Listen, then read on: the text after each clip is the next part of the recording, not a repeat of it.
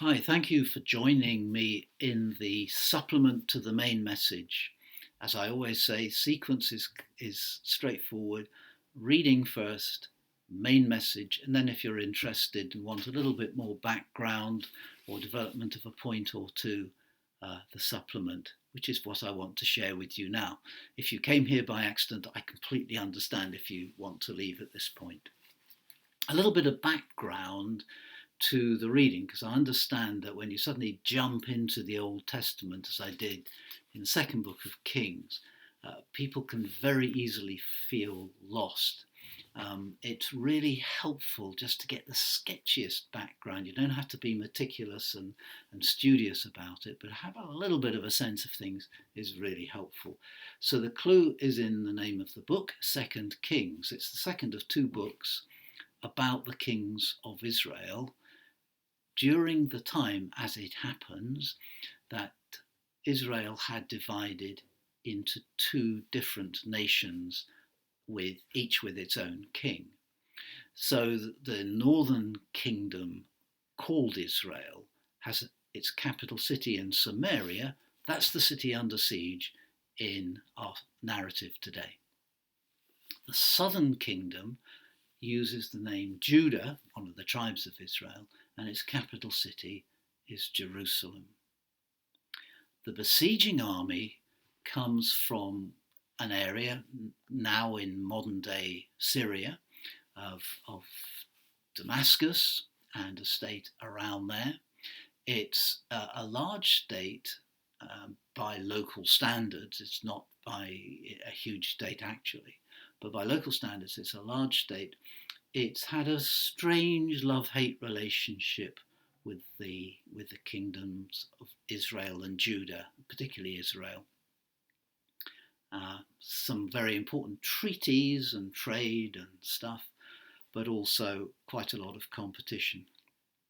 At the time of the siege of Samaria, which is about 2,800 and a twiddly bit years ago, so quite a long time ago, at the time of that siege, the Aramaeans are in the ascendant, they're quite strong, and within the limits of the region can be regarded as the local superpower, and they are quite a force to be reckoned with if you're the size that Israel was at the time. So in the first book of Kings, we have an earlier set of the history of the two kingdoms, Israel and Judah. And the central figure, arguably, is the prophet Elijah, very, very famous guy. His right-hand man and successor, Elisha, is the central figure, arguably, of the second book of Kings, 2 Kings. 1 and 2 Kings is like a commentary on the history of the kings of these nearly joined up kingdoms, but actually arguing all the time. And and 1 and 2 Chronicles, kind of the next 2 books in the Bible, runs over much the same ground. The 2 books ahead of 1st and 2nd Kings, 1 and 2, 1st and 2nd Samuel, do the lead up to it. Yeah. So that's just a very broad sketch. You can always go online, find out a whole heap more whenever looking online at Bible material. Do make sure you go to a source that has some reliability to it, because there's plenty of people making up more or less anything that fits whatever agenda they have. So here we are in the city of ancient Samaria, almost 3,000 years ago. So it's the area that in modern times is known as the West Bank, and is in the area governed by the Palestinian Authority. The siege is like a massive lockdown on steroids, and the result is that you have a whole city full of starving people and an entire people in absolute crisis. Locked out of the lockdown, it seems, are these 4 lepers. And they in utter desperation, look at their options and say, well, we might as well wander over to the Aramean camp. They'll probably kill us, but all the other options lead to dying anyway. And what if they don't kill us? So, with virtually no hope at all, four guys set off to walk into the camp of the Arameans. It's dusk, night is falling, people can't see properly. What explanation would the sentries, the camp sentries for the Arameans, have for when they start to see human figures moving towards them and they start calling it out? And other people say, well, who's coming here just as night's falling? That's the sort of tactic the mercenaries from Egypt might use. I think we're being attacked by mercenaries from Egypt. And before you know it, there's pandemonium. God is in the creation of this pandemonium. And the appearance of four men in the gathering darkness leads to an entire army turning tail and running, leaving behind their food, their drink, and any amount of goods and stuff that they had with them in camp. The four guys arrived to surrender in an empty camp. It's an extraordinary story, and the narrative is keen that we understand. God is involved at each aspect of this, even the chaos in which the retreating army flees the scene in which they were actually the victors, snatching defeat from the jaws of victory, so to speak. And in sharing about how I see this end to that lockdown, which is obviously far more dramatic than the gradual easing of lockdown that the UK and other countries are going through at the moment, it's this dramatic end to the lockdown actually ends up in a complete stampede. You'll time's too short, you'll need to read about that yourself, but after the lepers have their change of heart, they return to the city that's excluded them. They can't go in. They shout up to the watchman on the walls and announce that the enemy's gone and that there's food and drink and plunder for anybody who wants it. So the sentries send the message to the king, who, by the way, has locked up, he's marooned, sent an assassin to kill Elisha, so Elisha's barred the door and is sort of under house arrest, so to speak, waiting to have his head lopped off. And the king is disturbed in the middle of the night. He's very unsure. He's a very unsure kind of guy. He really didn't reign with any clear leadership. He's unsure what to do, doesn't know what to do. His leading army officer says, oh, it doesn't sound very good to me. I don't think this is true. And Elisha calls out from his lockdown, it's what I told you. Tomorrow, no lockdown, no famine, no broken economy, all fixed. And the leader of the army is going, oh, I don't think you can trust that kind of talk, and so forth. Well, common sense is cutting in and so on. The key to it all is four guys deciding to walk towards a problem instead of away from it.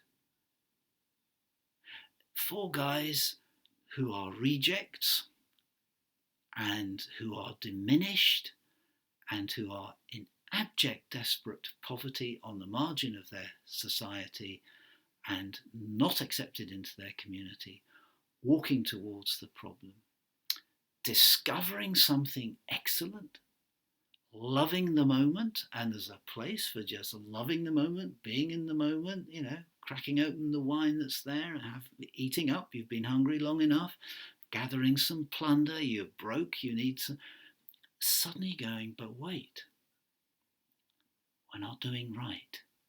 Other people should have access to this. We shouldn't keep this to ourselves. We should be sharing. God is not somebody who likes this self-indulgent greed. And we're doing the narrow-minded, short-sighted, self-indulgent life that God disapproves of. The evidence that I would see in the narrative is that these guys are not spiritual heroes. They do not have a very developed faith.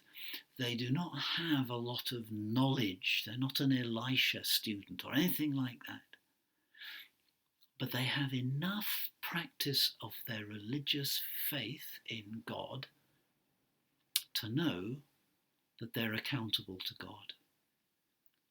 It would be so cool if more of the people in the West, which is calling so much of the tune on the big problems in the world and creating so much of the havoc, recognized an accountability to God